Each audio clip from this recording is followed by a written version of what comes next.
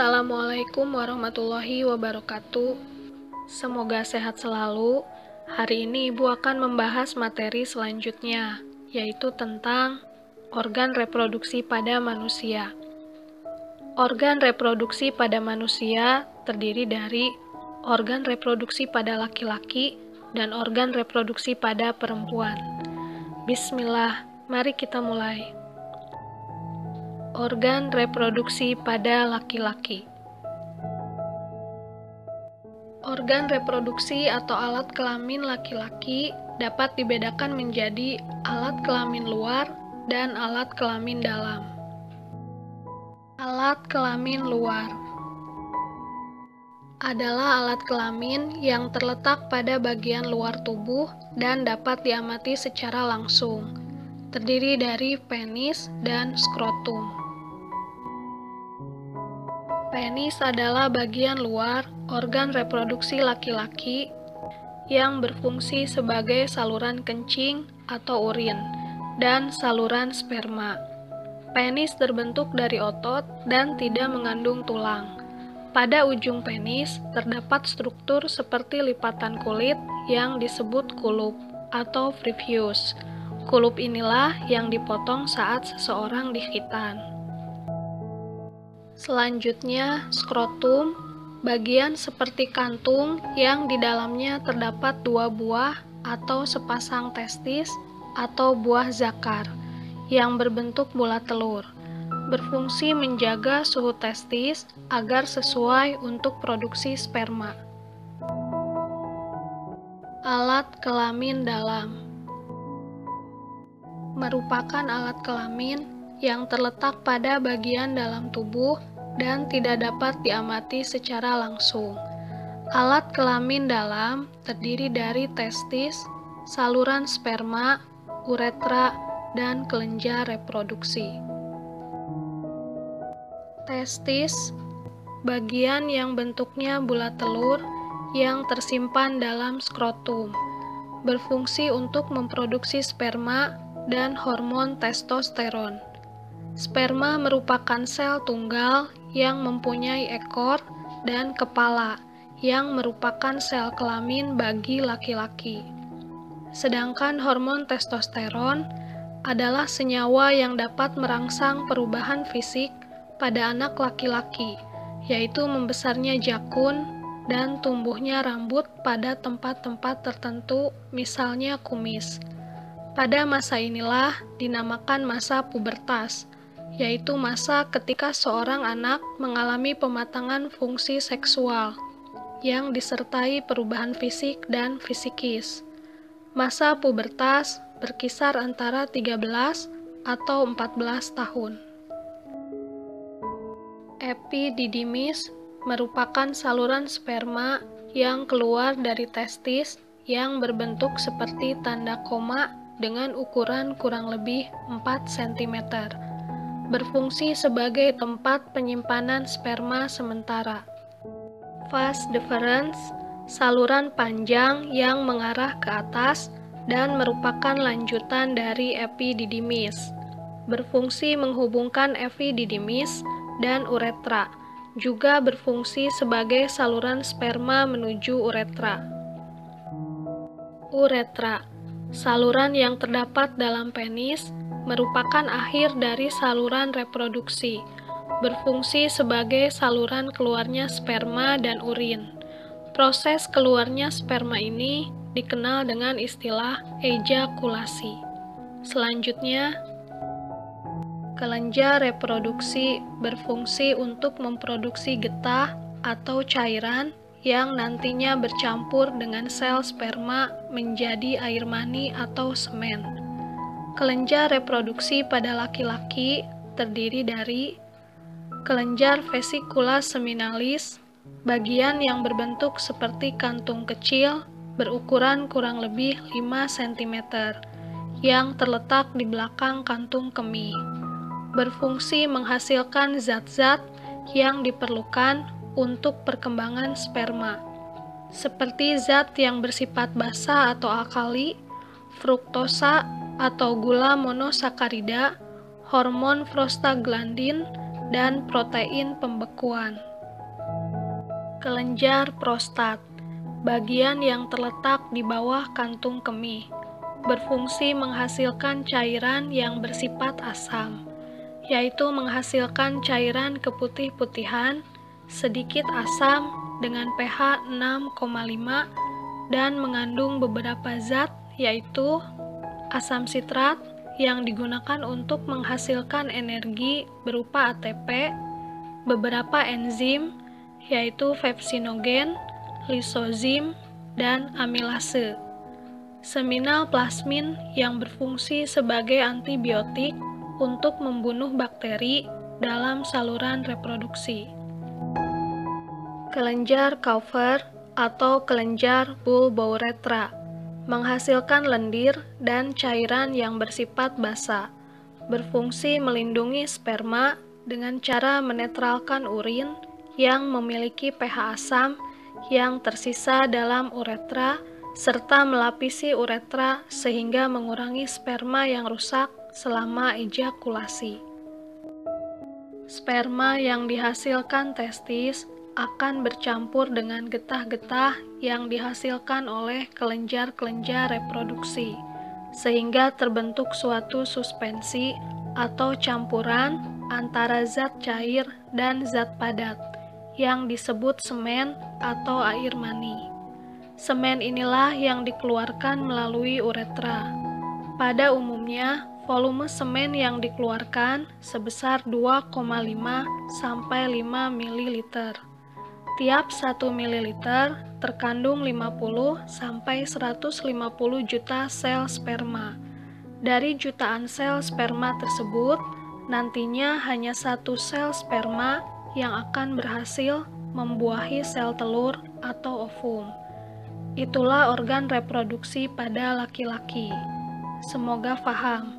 Selanjutnya, organ reproduksi pada perempuan.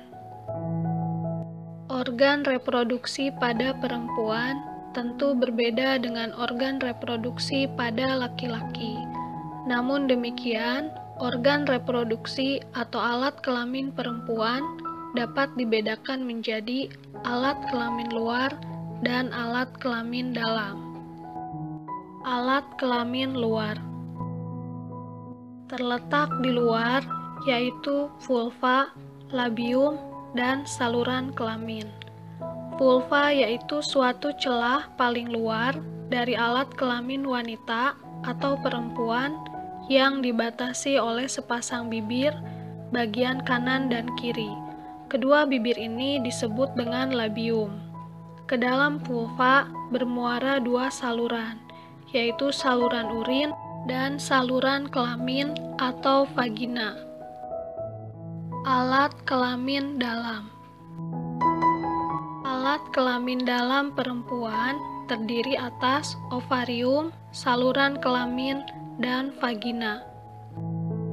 Ovarium, struktur berbentuk seperti telur, berjumlah 2 buah, terletak di samping kanan dan kiri rahim atau uterus, dan berfungsi menghasilkan sel telur atau ovum. Di dalam ovarium terdapat kumpulan sel yang disebut folikel.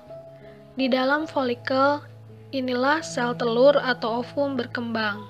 Sel-sel oosit atau calon sel telur berkembang sejak awal kehidupan seorang perempuan dan mencapai kematangan setelah pubertas. Folikel ini juga menghasilkan hormon perempuan, yaitu estrogen dan progesteron. Hormon estrogen dan progesteron berperan mengatur siklus menstruasi. Hormon ini juga mengatur perkembangan ciri-ciri kelamin sekunder pada perempuan. Pada setiap bulan, sel telur yang telah matang dilepaskan dari ovarium. Proses pelepasan sel telur dari indung telur ini disebut ovulasi. Saluran kelamin terdiri atas saluran telur atau tuba falopi, uterus, dan vagina. Saluran telur atau tuba falopi atau oviduk adalah saluran dengan panjang kurang lebih 10 cm yang menghubungkan ovarium dengan rahim atau uterus. Infundibulum, struktur berjumbai dan merupakan pangkal dari tuba Fallopi. Saluran telur berakhir dalam struktur berbentuk corong yang disebut infundibulum, yang ditutupi fibri. Fibri menangkap sel telur yang dilepaskan oleh ovarium.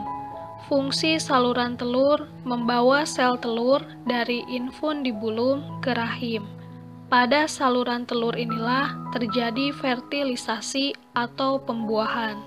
Setelah terjadi fertilisasi, saluran telur akan menyalurkan zigot atau hasil fertilisasi menuju uterus atau rahim. Rahim atau uterus merupakan struktur seperti buah pir yang berfungsi sebagai tempat berkembangnya janin selama kehamilan. Pada saat tidak hamil, rahim memiliki ukuran kurang lebih 5 cm. Pada saat hamil, rahim mampu mengembang hingga 30 cm. Ukurannya menyesuaikan dengan perkembangan bayi. Pada perempuan yang tidak hamil, ketebalan dinding rahim bervariasi selama siklus menstruasi bulanan yang akan dibahas lebih lanjut pada bagian berikutnya. Endometrium merupakan lapisan yang membatasi rongga rahim dan meluruh saat menstruasi.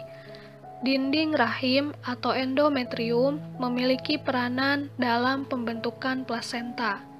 Plasenta merupakan organ yang menyuplai nutrisi yang dibutuhkan bayi selama perkembangannya. Selanjutnya, vagina merupakan saluran yang menghubungkan lingkungan luar dengan rahim, saluran tempat mengalirnya darah menstruasi, dan saluran keluarnya bayi. Vagina tersusun atas otot-otot yang elastis, dilapisi selaput membran yang disebut selaput dara atau himen. Selaput dara merupakan selaput tipis yang tersusun atas pembuluh darah. Selaput darah tersebut dapat robek karena aktivitas yang membahayakan. Oleh karena itu, selalu berhati-hatilah agar selaput darah tidak rusak dengan cara tidak melakukan aktivitas yang membahayakan. Tuhan Yang Maha Esa menganugerahkan selaput darah kepada kaum perempuan bukan tanpa tujuan. Tujuan utama dari penciptaan selaput darah adalah agar perempuan dapat menjaga diri untuk tidak melakukan aktivitas yang membahayakan, terutama dari perbuatan tercela yang melanggar norma sosial dan agama. Yang terakhir, serviks atau leher rahim merupakan struktur rahim bagian bawah yang menyempit dan membuka ke arah vagina, menghubungkan vagina dengan rahim. Itulah organ reproduksi pada perempuan. Pada bagian selanjutnya, insya Allah akan dipelajari gaya gesek dan gaya dorong yang terjadi pada rahim saat bayi yang akan lahir dan beberapa organ reproduksi seorang ibu. Dengan demikian, kita dapat mengetahui betapa beratnya perjuangan ibu pada saat melahirkan. Jadi selalu hormat dan berbaktilah kepada ibu.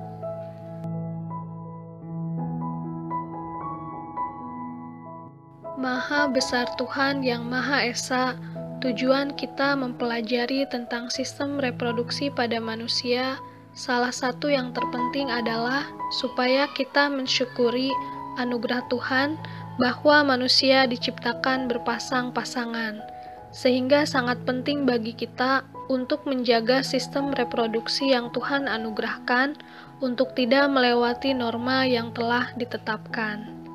Sampai di sini pembahasan yang Ibu sampaikan, semoga bisa dipahami. Sekian, terima kasih. Wassalamualaikum warahmatullahi wabarakatuh.